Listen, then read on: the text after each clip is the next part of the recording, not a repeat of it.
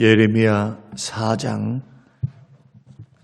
11절에서 18절 말씀, 예레미야 4장 11절에서 18절 우리 합독하겠습니다.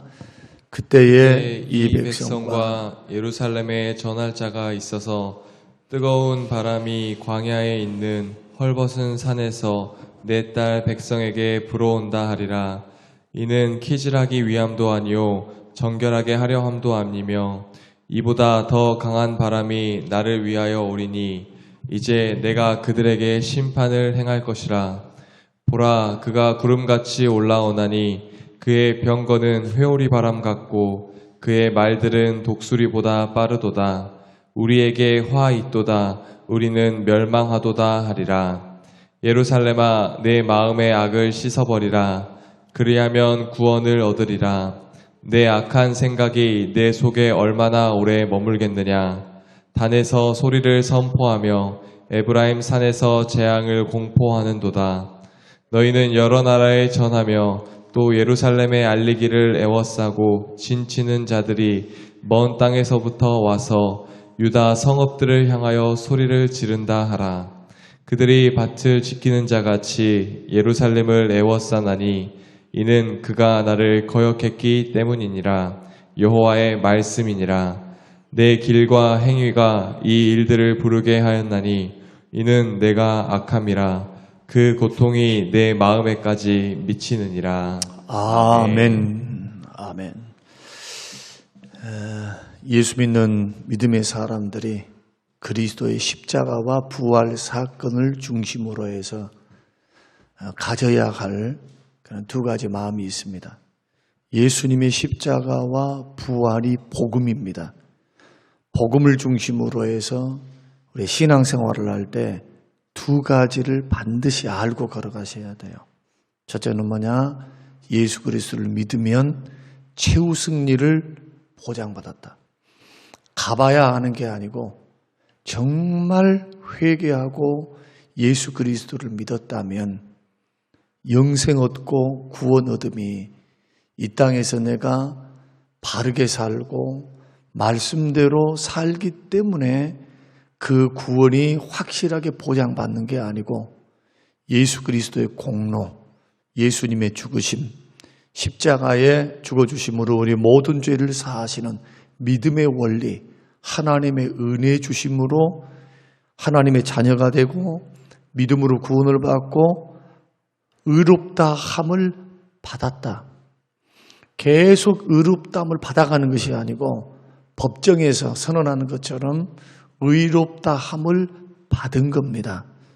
그 이후에는 여러분들이 싫든 좋든 성령께서 우리를 인도해 가시는데 하나님의 백성답게 우리를 다듬어 가십니다. 마치 야곱을 다듬으시고 요셉에게 역사하셨고 아브라함을 믿음이 없다, 잘못했다 해서 버리지 않고 은혜 주시면서 깨닫게 하시면서 때로는 징계하면서 끌어가시지 우리 손을 놔버리지 않는다는 거예요. 싫다고 버리지 않는다는 거예요. 예수 믿는 사람들은 결정적인 죄, 진정으로 믿는 사람은 배신할 수가 없어요. 배교 못합니다. 하나님 자녀 삼으셨기 때문에 그 하나님의 끝까지 징계하실지언정 우리를 끌고 가시는 거예요. 이때 믿음의 사람들이 생각해야 될 것, 하나님은 분명히 우리의 손을 붙들고 가시지만 그러나 또한 우리 편에서는 끝까지 믿음을 지키는 겁니다. 예수 진짜 믿었다면, 그 구원이 진실하다면 믿음 지킵니다. 믿음 끝까지. 믿음 포기할 수가 없어요. 구원받은 백성은. 그래서 예수 믿는 사람들은 이 땅을 살아갈 때 죄와 사망과 원수 마귀로부터 그 권세로부터 해방됨을 믿고 자유하셔야 돼요. 그러니까 구원받기 위해서 벌벌벌벌 거린다든지, 구원받기 위해서 막 벌벌벌벌 거려서 아이고 이래가지고 나는 구원받지 못하면 어떨까, 이런 죄 때문에 그럴 필요가 없는 거예요. 그럴 필요가. 이미 십자가에서 그 십자가를 믿음으로 하나님의 의의를 나에게 주신 겁니다. 이게 복음이에요. 그러나 이 세상을 살아가면서 또 두 가지를 생각하세요. 자, 첫 번째는 최우승리 보장받았다. 하나는 뭐냐? 하나님의 징계와 심판을 이해하셔야 돼요. 징계와 심판. 징계는 하나님의 자녀들에게 하는 겁니다. 징계는 믿지 않은 사람들에게 하는 게 아닙니다. 징계의 목적이 뭡니까? 뒤에 이제 히브리서 12장을 다 찾고 읽겠습니다만은 오늘 본문 14절에서도 말씀하시기를 뭐라고 말씀하십니까? 예루살렘 안에 마음의 악을 씻어버리라. 그리하면 구원을 얻으리라. 내 악한 생각이 내 속에 얼마나 오래 머물겠느냐. 징계의 목적은 회개하여 돌이켜서 바른 길을 가게 하는 겁니다. 우리 살리려고 징계하시는 거예요. 징계하면 죄를 그치게 돼 있어요. 하나님의 손을 대시면 천하장사가 없습니다. 죄에 그치게 돼 있어요. 예수 믿고 구원받은 사람들은. 그 징계는 구원받은 사람들에게 하시는 하나님의 사랑입니다. 사랑하니까 징계하는 거예요. 그 징계는 우리 죽어라고 하는 것이 아니니까 가볍습니다. 심판보다 가벼워요. 우리에게 감당할 것만 주십니다. 감당할 것만. 이걸 믿으셔야 돼요. 그래서 예수 믿고 구원받은 하나님은 이런 원리들을 정리를 안 해놓으면 구원이 흔들려. 죄 지었다 해서 막 벌벌벌벌 막 거리면서 회개할 줄은 모르고 또 회개를 해놓고도 헛된 생각, 정리되지 않는 신앙의 생각 때문에 이단들이 넘어지고 그 마음이 심령이 말씀 안에서 견고하지는 못한 거죠. 그래서 징계는 택한 백성들에게 하신 거다. 심판은 뭐냐? 심판은 불신자들에게 하는 겁니다. 그래서 이 심판도 최후의 심판이 있습니다. 이 땅에서도 불신자들에게 하나님이 심판하십니다. 악인들에 대해서 심판하십니다. 어떻게 심판하시느냐? 공권력을 통해서 심판하십니다. 그리고 하나님이 직접 하십니다. 천사를 보내서 하십니다. 그러나 이 세상에서의 심판은 완전하지는 못합니다. 우리 눈에 봐도 악인들이 더 잘 먹고 잘 산 것 같거든요. 그러나 주님 뭐라고 말씀하십니까? 학개서를 통해서 걱정하지 마라. 걱정하지 마라. 의인들이 고통을 당하는 것 같고 의인이 아닌 사람들이 더 잘 먹고 잘 살 것 같은 거 그거 걱정하지 마라. 그거 신경도 쓰지 마라. 오직 의인은 믿음으로 말미암아 산다. 하박국이다. 하박국에 오직 의인은 믿음으로 산다. 네가 걱정할 거 아니야. 하나님 반드시 심판한다. 택한 백성들을 징계하기 위한 도구로 삼았던 바벨론, 내가 반드시 그들의 불의함에 대해서 심판한다. 그래서 그 바벨론 왕조가 150년도 되지 못해서 망했습니다. 페르시아에. 하나님이 징계하셨어요. 불의에 대해서 믿지 않는 자들에 대해서 특히 최후의 심판이 있는데 이제 이 땅에서 완벽한 공의가 실현되지 않는 것처럼 보여도 하나님은 다 오래 참으시면서 계산하고 계세요. 그리고 언제는 피할 수 없느냐? 백보자 심판대 앞에요. 예수님이 재림하시고 난 후에 주께서 산자와 죽은 자, 이 죽은 자를 심판하실 그때는 한 사람도 벗어날 수 없어요. 낱낱이 죄가 다 드러나는 거예요. 그때 우리 믿는 사람들, 억울하게 고통받았던 사람들의 이 심령을, 마음을 신원해 주십니다. 구원도 해 주시고 우리를 완벽하게 구원해 주시고 죄인들에 대해서는 하나님이 형벌에 따라서 징계하십니다. 하나님 하십니다. 그러나 이 땅에서 불의한 사람이 더 잘 먹고 잘 사는 거 참 배가 아프죠. 왜 하나님 저렇게 하셔야 될까? 왜 하나님 가만 내버려 두시는가? 근데 하나님 하신다니까요. 오래 참으신 이유는 뭐 때문일까요? 돌아오고 회개하기를 원하고 기회를 주시는 거예요. 오래 참으신 것은. 그것을 가볍게 여기면 안 됩니다. 예수 믿는 사람도 마찬가지예요. 죄 짓고 사는데 괜찮다. 오래 참으신 거예요. 오래. 나를 향하여 오래 참으신 겁니다. 그것을 만홀히 여기지 말라잖아요. 오래 참으심의 은혜를 잘못된 생각을 한다는 거예요. 이렇게 해도 내가 그냥 신앙생활 마음 들여서 하지 않고 중심으로 하지 않고 늘 설명드리지만 믿음으로 하지 않는 것도 죄다니까요. 그쵸, 나는 악한 일 안 했으니까 괜찮아요. 아니요. 선한 일 안 해도, 사랑으로 하지 않아도 죄예요, 그게. 마음으로 하는 것도 죄인데, 생각해 보라는 거예요. 우리가 하나님 앞에 살아갈 때, 믿음으로 살아간다는 것은, 이제 예수 믿고 구원받은 사람들은 구원을 위해서 살아가는 게 아닙니다. 구원 받았기 때문에 구원하시는 목적이 나의 인격과 삶을 통해서 세상과 구별되고 세상과 구별된 하나님의 사람으로서 하나님의 위대하심을 삶을 통해서 드러내는 거예요. 보라는 거예요. 우리의 삶을. 하나님이 다스리신다. 하나님이 통치하신다. 하나님의 백성들은 이렇다.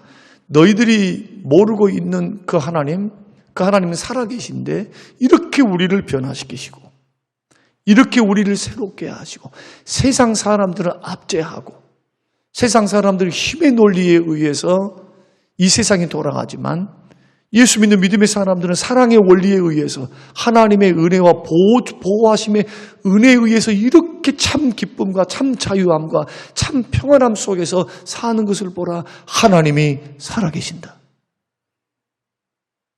이걸 통해서 하나님의 영광 돌려드리는 거예요. 불신자들에게. 그러한 책임이 우리에게 있다는 겁니다. 이 책임을 우리가 완수하지 않을 때 하나님은 언제나 싫어하시고 하나님의 백성들이 죄와 더불어서 세상과 똑같이 힘의 논리, 돈의 원리, 하나님의 원리가 아니라 믿음의 원리가 아니라 구별됨이 아니라 죄 짓고 살고 마음과 생각도 그렇게 살면 하나님이 징계하시는 거예요. 야, 방향이 틀렸다. 구원받은 하나님의 자녀여도 하나님의 영광을 드러내지 않으면 그래서 생각과 가치관, 예수 믿는다는 거, 회개한다는 것은 생각과 가치관도 돌아섰다는 거예요. 방향이 이제는 달라졌다는 거예요. 근데 우리는 회개를 뭐라고 말합니까? 고백하면서 뉘우쳤대. 뉘우친 거예요, 그냥. 그것은 회개의 삶이 아닙니다. 그것은 진정한 삶이. 그래서 이 부분, 징계와 심판, 그리고 예수 믿고 구원받고 난 후에는 이제 죄와 사망, 원수, 마귀로부터 자유케 하셨어요. 그러니까 그리스도 안에서 자유합니다. 예수 믿고 난 후에 죄 짓는 것은 구원과 상관이 없어요. 구원과는. 왜? 단회적으로 단번에 영원한 구원을 예수 그리스도 안에서 우리에게 허락하신 겁니다. 그래서 예수 그리스도 믿으면 영생을 얻었고 과거 완료로 말하는 겁니다. 그리고 두렵고 떨림으로 구원을 이루어가라 라고 말할 때 이것은 영혼 구원을 말한 게 아니라 성화의 구원, 삶의 구원. 예수 믿는 사람으로서 두렵고 떨림으로 예수님을 닮아 거룩하고 구별된 삶으로 살아가는 것. 사도 바울도 고린도전서에서 남들에게는 다 가르쳐 놓고 예수 믿어라, 구원받으라, 거룩하게 살아라 이렇게 말을 해놓고 내가 버림을 받을까 두렵다. 여기서 버림이라고 하는 것은 구원 못 받는단 말입니까? 아닙니다. 하나님 앞에 붙들려 쓰임받는 이 쓰임받지 못할까 두려워한 거예요. 뭐 하면은 날마다 자기를 쳐서 복종시키지 않으면, 죄와 싸우지 않으면, 불신과 싸우지 않으면, 원망, 불평, 마음의 변화를 이루지 않으면 주님이 어떻게 그 죄 있는 심령, 주님이 기뻐하지 않는, 구별되지 않는 심령 위에 어떻게 손을 잡고 복을 주실 것이며 능력을 주실 것이며 어떻게 사용하시겠냐 말이에요. 그 나는 날마다 죽노라. 나는 죄인 중에 괴수다. 뭡니까 다 이게? 자기 자신을 다루는 거예요. 자기 자신을. 신앙생활은 우리가 생각할 때는 무슨 환경이다, 무슨 관계 문제다, 환경 문제다 할 것 같죠. 마음의 문제예요. 마음의 문제. 이것을 깨달을 수 있게 되시기를 주의 이름으로 축원합니다. 빨리 깨달으셔야 돼요. 하나님과의 관계 문제고 마음의 문제지 환경의 문제는 두 번째예요. 두 번째. 따라오는 거예요. 따라와요. 그렇게 우리가 원하는 우리가 원하는 문제가 풀어지는 것, 우리가 원하는 이 모든 것도 근본적으로 하나님과 관계가 돈독해지고 여기서 돈독해지고 바르게 된다는 것은 내가 생각하는 기준이 아닙니다. 하나님이 말씀하신 기준이라는 거예요. 그러니까 날마다 회개한다는 것은 날마다 고친다는 거예요. 날마다. 어제까지 깨달았지 못했어요. 말씀을 몰라서. 말씀을 읽었어도 그게 내 말로 와닿지 않고 이것은 쑥 지나가는 말씀이야 했는데 어느 날 성경을 읽다가 말씀을 붙들고 기도하는데 자꾸 성령께서 깨달음을 줘요. 그러면 오늘 고치는 거예요. 오늘. 이게 개혁하는 것이고 이것이 회개하는 삶이며 고치는 삶입니다. 이것을 통해서 점점 예수님을 닮아가는 삶을 통해 열매를 맺는 겁니다. 회개 없이 날마다 고침이 없이 우리는 성장할 수가 없어요. 그래서 회개는 어쩌다 하는 게 아니다. 죄 지을 때만 하는 게 아니다. 날마다 하는 겁니다. 날마다. 왜냐? 우리 안에 죄성이 있어서 날마다 싸우게 돼요. 여러분 오늘 설교를 듣고 가면 그냥 아멘 하고 마음이 잘 되어 있으면 좋아요. 옥토와 같이. 그러나 많은 사람들은 결코 그러지 않습니다. 싸우게 돼요. 뭐라고 싸웁니까? 하나님의 말씀이니까 싸우게 돼요. 내 속에 있는 죄성, 내 속에 있는 자아, 내 속에 있는 아닌 것, 주께서 말씀을 통해서 드러나게 하시는 거예요. 성령의 검으로. 그래서 말씀을 읽으란 말이 그 말이에요. 기도하란 말이 그 말이에요. 이 역사를 통해서 자꾸 마음을 고치고 생각을 고치고 이렇게 안 될 때 하나님께서 징계의 수위를 높이는 거죠. 오늘 본문의 말씀 보면 이 징계가 어떻게 일어나느냐. 자, 징계의 성격을 잠깐 설명을 드리면 5절과 6절 말씀 보면은 너는 이 땅에서 나팔을 불라. 뭡니까? 경고한다는 거예요. 나팔 불어라. 여러분, 은나팔 언제 불렀습니까? 도적이 침입했을 때. 대적들이 침입했을 때 모세로 하여금 하나님 나팔을 만들어서 불게 했어요. 빠바밤 하고. 절기를 지킬 때 빠바밤 하고 절기 때입니다 외치는 거예요. 경고의 나팔등입니다. 적들이 침입했다. 하나님 앞에 예배드려야 할 절기니까 손을 다 멈추고 모든 것 다 멈추고 그리고 하나님 앞에 나와서 예배하라. 마음을 정돈하라. 나팔을 불어서 그렇게 알리는 겁니다. 경고입니다. 경고로 할 때는 가벼워요. 왜? 물리적으로 하는 게 아니니까. 늘 제가 설명드립니다. 하나님 말씀 듣고 깨닫는 신앙생활이 최고다고. 이게 은혜라고 이게. 예수 믿고 구원받고 난 후에는 다른 게 별게 아니에요. 무슨 어떤 사람들처럼 그냥 기가 막힌 깊은 수렁에서 건져서 나는 간증받았습니다. 대부분 뭔가요 이게? 이제 물어볼게요. 여러분 이렇게 신앙생활을 하는 것이 그분들에게는 은혜라고 말하지만 목사는 한 가지 생각을 더 하게 돼요. 말할 때 잘 듣지. 말할 때. 하나님이 인도할 때 그 인도에 민감해서 하나님의 뜻을 알고 마음을 알고 하나님의 마음을 알고 다윗처럼 말이에요. 차라리 죄가 없는 가운데 나를 다듬기 위한 연단, 높이 세우기 위한 연단, 축복받기 위한 연단으로서 그릇으로 쓰임받는 것은 고마운 일이에요. 축복이 있으니까. 그러나 죄 때문에 무지해서 곁길 가서 하나님께서 일러주시면서 우리로 하여금 높아진 마음을 낮추게 만들고 높아진 마음을 낮추게 할 수 있는 방법이 징계밖에 없어요. 경고에도 안 들으면. 그래서 이 징계가 어떻게 다가오느냐. 7절 말씀 보면은 황폐하여 주민이 없게 되고 8절에는 하나님의 맹렬한 진노 때문에 일어나고 그 다음에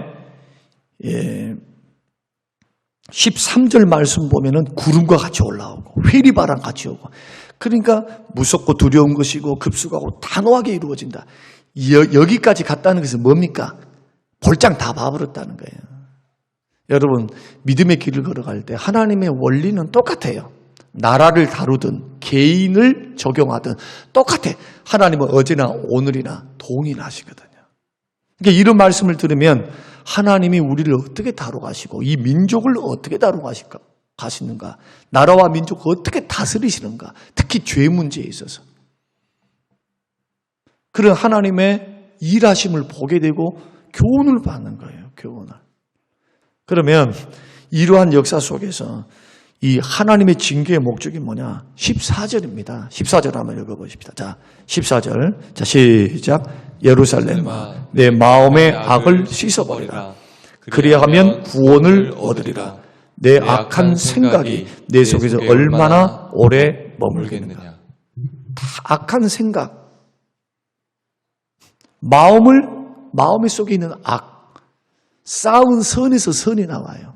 쌓은 악에서 악이 나와요. 청소하지 않으면 주의 보혈로, 성령의 역사로, 성령의 감동 안에서 자꾸 씻지 않고 보혈로 씻지 않고 그대로 방치해버리면 자기도 모르는 사이에 악이 쌓여요. 악이 쌓이면 굳어져 마음이. 마음이 굳어져요. 부드러운 어린아이 같은 심령이 못 된다니까요. 근데 우리는 그것을 뭘로 생각하느냐? 당연한 것으로 생각한단 말이에요. 당연한 거. 이건 성격이야. 영적으로 보면은 그것은 죄의 역사입니다. 성령의 은혜가 오면은 사람이 얼마나 부드러워진 줄 아세요? 은혜를 받으면. 마음에 기쁨이 있고 평안이 있어요. 하나님이 주신 성령님의 은혜 주심 때문에 그 사랑 부어주심 때문에 형제를 사랑할 수가 있어요. 성령 충만하지 않으면. 형제를 사랑 못합니다. 안 됩니다. 자연적인 마음으로는 안 돼요. 다 은혜를 힘입어 되는 거예요. 그러려면 성령님이 역사하게 하시려면 회개해야 돼요. 마음의 악을 제거해야 돼요. 징계가 그 목적입니다. 자, 이제 히브리서 12장 찾습니다. 히브리서 12장 4절에서부터 쭉 한번 읽겠습니다. 4절에서부터 뭐 말씀하니까 뭐 더 이상 말할 필요가 없죠. 자, 4절에서부터 13절까지. 자, 시작 크게 한번 빨리 찾으세요. 목사님 찾으셨어요? 히브리서 12장 4절에서부터 13절. 자, 크게 빠르게 한번 읽어주시기 바랍니다. 시작.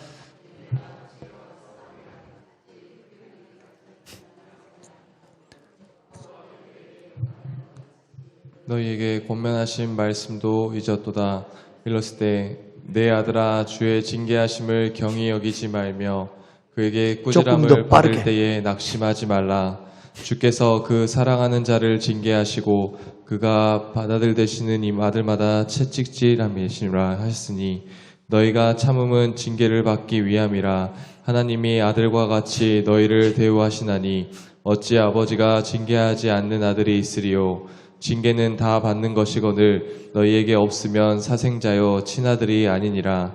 또 우리 육신의 아버지가 우리를 징계하여도 공경하였거든 하물며 모든 영의 아버지께 더욱 복종하며 살려 하지 않겠느냐. 그들은 잠시 자기의 뜻대로 우리를 징계하였거니와 오직 하나님은 우리의 유익을 위하여 그의 거룩하심에 참여하게 하시느니라. 무릇 징계가 당시에는 즐거워 보이지 않고 슬퍼 보이나 후에 그로 말미암아 연단받은 자들은 의와 평강의 열매를 맺느니라.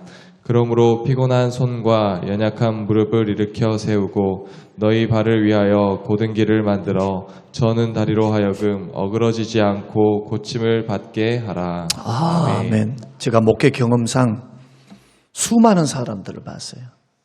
저도 하나님의 다루심 속에서 이 자리까지 있었어요.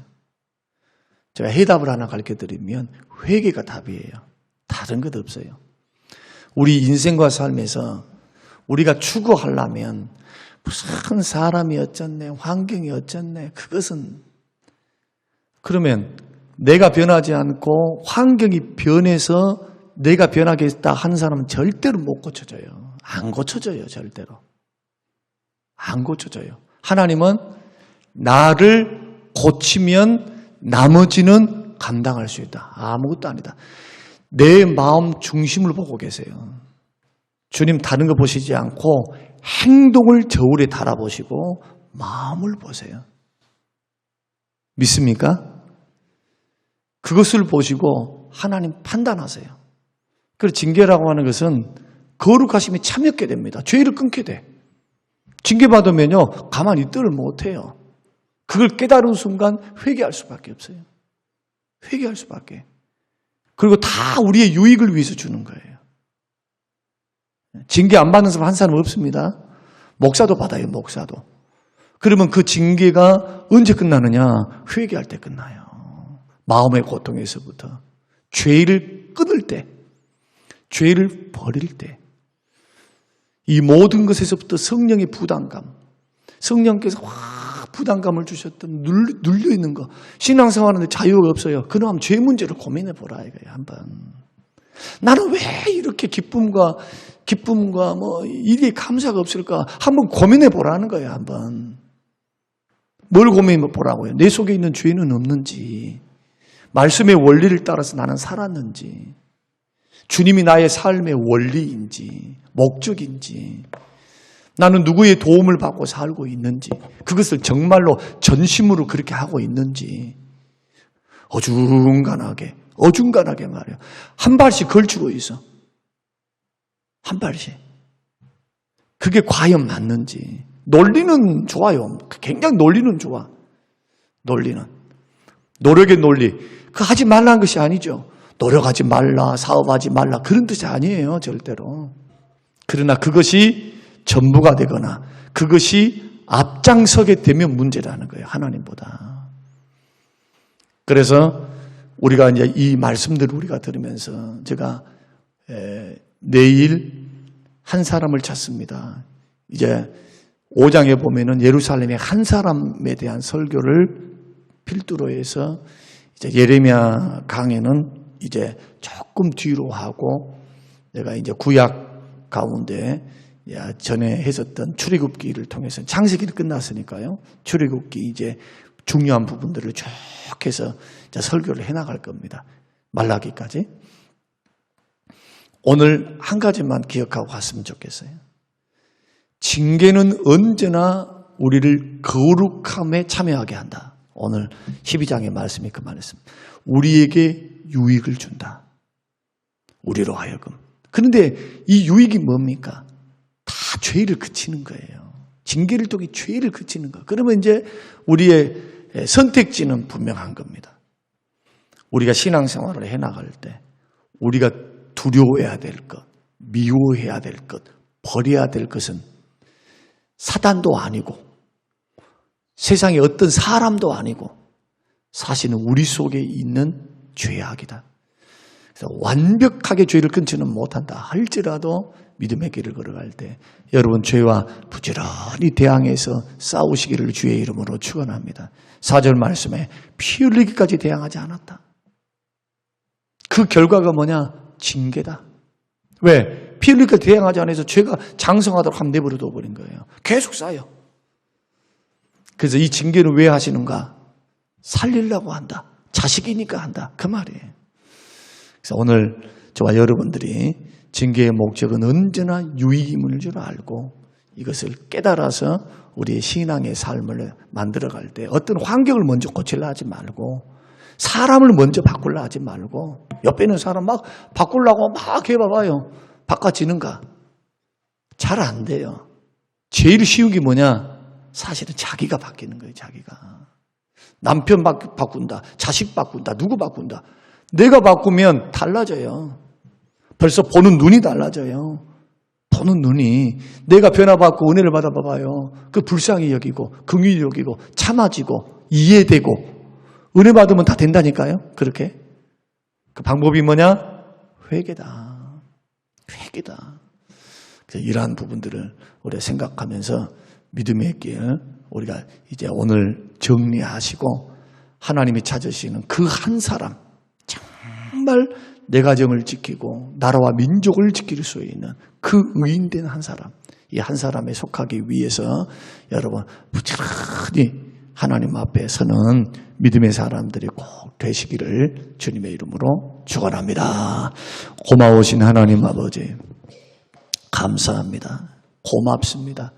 하나님의 말씀에 주님 주신 귀한 뜻을 우리가 깨닫고 우리의 신앙을 점검하며 징계가 뭔지 심판이 뭔지 그리스도 안에서의 우리의 자유함이 뭔지 그러면서도 아직도 남아있는 구원의 여정 천국 가는 길에 우리가 어떻게 걸어가야 하는지 하나님 가르쳐 주시니 고맙고 감사합니다. 주의 말씀에 우리의 신앙이 세워지게 하시고 세상을 말씀의 안경을 가지고 볼 수 있는 눈이 열리게 하옵소서. 감사드리며 예수님 이름으로 기도합니다. 아멘.